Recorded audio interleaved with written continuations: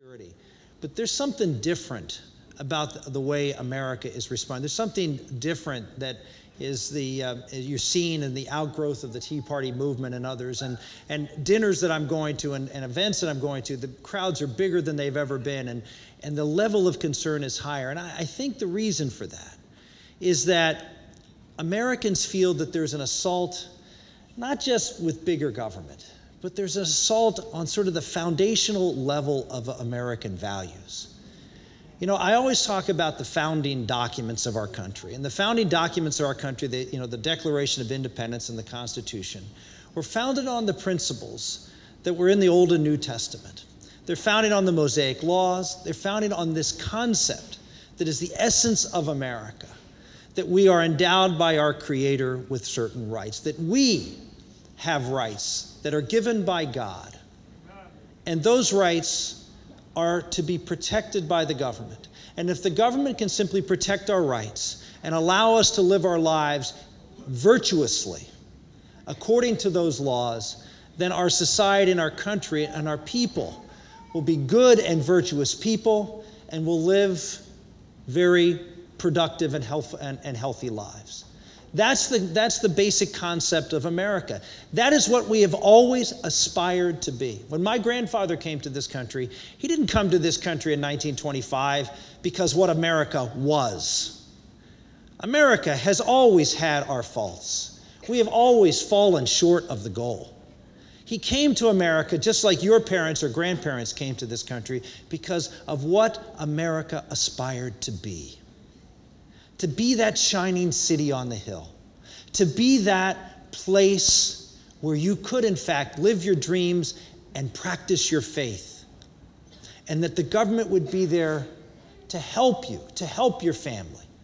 That the essence of the good book and in our founding documents is a society of strong families and strong peoples working and serving each other toward a common goal. That is the essence of America. It's always been so. And I think people are afraid it may no longer be so. That there is a different vision out there. It's been around for a long time.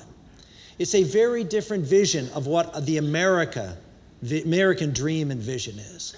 It's a vision that rights do not come from God. In fact, it's a vision that doesn't even recognize God. But that rights come from the state. And they can be bestowed upon you from the state and taken away by the state. There are constitutions in Europe that are very much like that, that don't recognize, in fact, the European Constitution doesn't recognize Christendom, this whole continent, which is born from Christendom, its whole history, and they make no mention of God and no mention of the Christian faith. They ignore it, and they've created a secular society. This is what I think people are most afraid of, is that by our acceptance that now rights can be given to us by the government is really scaring them. Now, we in the pro-life movement should be very used to this, because that's exactly what happened in Roe versus Wade. There is no right written on our souls to kill our unborn children. God did not give us that right.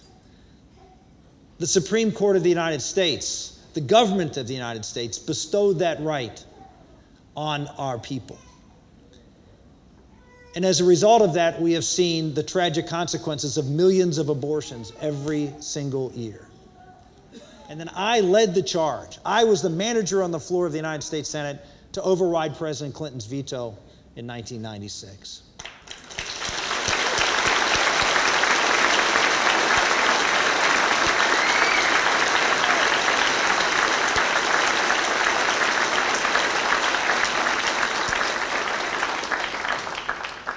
But while that was going on, something else was going on in my life. My wife was pregnant.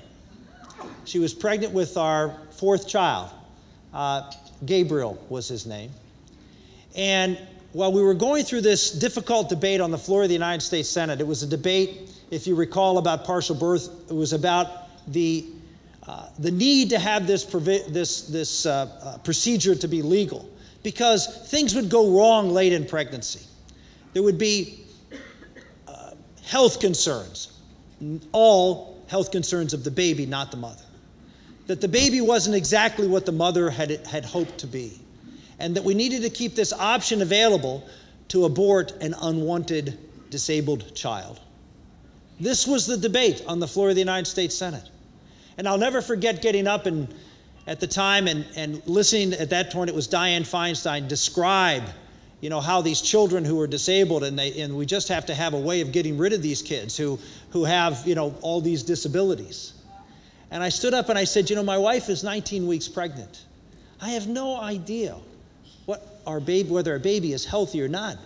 But why does that matter? This is my son or my daughter.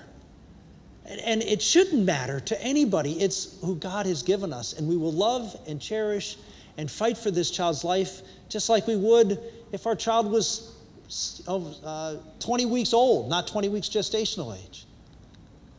I'll never forget that moment because a week after the debate, my wife and I went in for our routine sonogram halfway through the pregnancy, and we found out that our son had a fatal disability and it was going to die. That's what the doctor said. He said, your son has a fatal abnormality and he's going to die. Now, I got to tell you, at that time in my life, things came crashing down. Here I was, reinvigorated in my faith, in my commitment as a husband and a father, doing the Lord's work to serve the poor and those who are the most vulnerable in our lives. And God is going to take my son.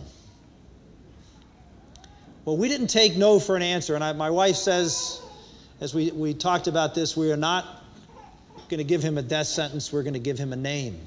And we named him Gabriel Michael after the archangels. And we fought for his life. We had intrauterine surgery done. And about a couple of days after that, my wife contracted an infection in the uterus, and she had to deliver prematurely, and little Gabriel Michael was born. On October 11th, 1996, he lived 2 hours. He lived 2 hours and knew only love in the arms of his mom and his dad. I was listening to Kathy talk about the tragedies in her life and how God can turn horrible tragedies into great blessings. Well, I didn't believe that at the time.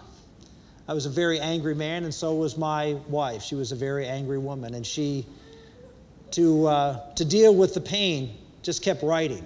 See, my wife Karen always kept a diary for the kids, sonogram pictures, to let them know what they looked like and what we were thinking and what was going on in their lives early in their life.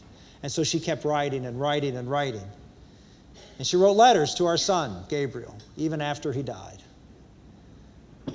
Well, through the encouragement of friends and her mom, she ended up publishing this book called Letters to Gabriel. That little book sold over 25,000 copies. And we have letters from hundreds, maybe 1,000, I haven't counted them, of people who said that little book saved the life of their child or caused them to look at life differently. I always tell my children now that if they can accomplish as much in their life as Gabriel accomplished in his, they will be great witnesses for God and great citizens of our country.